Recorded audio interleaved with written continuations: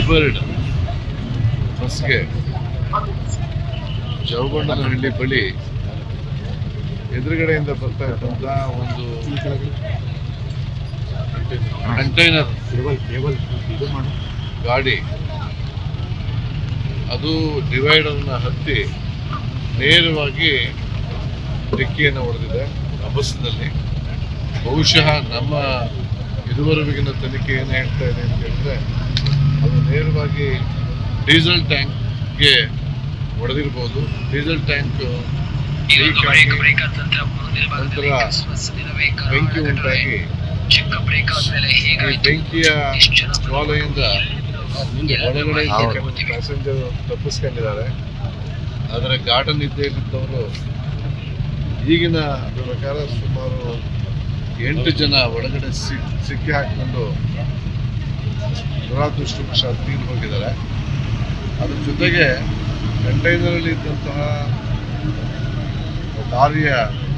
Container ಲಾರಿಯ driver ಕೂಡ ಒಳಗಡೆ ಆ ಇಂಪ್ಯಾಕ್ಟ್ ತೀರಿ ಹೋಗಿ ಮತ್ತು ಬೆಂಕಿಯಲ್ಲೂ ಕೂಡ ಅವರು ಡ್ರೈವರ್ ಕೂಡ ಸತ್ತು ಹೋಗಿದ್ದಾರೆ. ಒಟ್ಟು ಇದುವರೆಗೆ ನಮಗೆ 9 ಒಂದು ಕಂಟೈನರ್ನ ಡ್ರೈವರ್ ಮತ್ತು 8 ಜನ ಪ್ಯಾಸೆಂಜರ್ಸ್ ಎಲ್ಲ ಒಂದು ಪ್ರಾಥಮಿಕ ತನಿಖೆಯಿಂದ ಗೊತ್ತಾಗ್ತಾ ಇದೆ. ಉಳಿದಂತೆ ಗಾಯಾಳುಗಳು 12 ಜನ ಹಿರಿಯೂರಿಗೆ, 9 ಜನ ಶಿರಾ ಮತ್ತು 3 ಜನ ತುಮಕೂರಿಗೆ ಹೋಗಿದ್ದಾರೆ.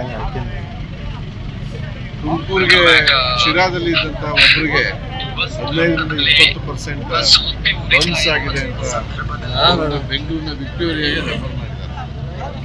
ಈಗಿನ ಮಾಹಿತಿ ಪ್ರಕಾರ ಗಾಯಾಳುಗಳಲ್ಲಿ ವಿಕ್ಟೋರಿಯಾ ಆಸ್ಪತ್ರೆಗೆ ಹೋಗಿದ್ದವರನ್ನು ಬಿಟ್ಟು ಉಳಿದವರೆಲ್ಲ ಅಪಾಯದಿಂದ ಪಾರಾಗಿದ್ದಾರೆ. ಈಗ ಒಟ್ಟು ನಮಗೆ ಬಂದಿರತಕ್ಕಂಥ ಮಾಹಿತಿ ಪ್ರಕಾರ 32 ಜನ ಒಟ್ಟು ಬಸ್ನಲ್ಲಿದ್ದವರು, ಇನ್ಕ್ಲೂಡಿಂಗ್ ಡ್ರೈವರ್ ಅಂಡ್ ಕಂಡಕ್ಟರ್. ಅದರಲ್ಲಿ ಸಿಕ್ಕಿರುವ ಲೆಕ್ಕ ಪ್ರಕಾರ 8 ಜನ ಒಳಗಡೆ ಇದ್ದಿರ್ಬೋದು ಅಂತೇಳಿ. ಒಂದು ಮಗುವನ್ನು ಹೋಲ್ತಕ್ಕಂಥ ಶವ ಇದೆ ಅಂತ ಹೇಳ್ತಾ ಇದ್ದಾರೆ. ಶವ ಅದು ನಮಗೆ ಅದರ ಡೀಟೇಲ್ಸ್ ಗೊತ್ತಾಗಬೇಕಾಗಿದೆ. ಈಗ ಖಚಿತವಾಗಿ ನಮಗೆ ಗೊತ್ತಿರತಕ್ಕಂಥದ್ದು ಏನು ಅಂತ ಹೇಳಿದ್ರೆ ಪ್ರಾಥಮಿಕ ತನಿಖೆಯಿಂದ 8 ಜನ ಬಸ್ನಲ್ಲಿ ತೀರೋಗಿದ್ದಾರೆ ಮತ್ತು ಒಬ್ಬರು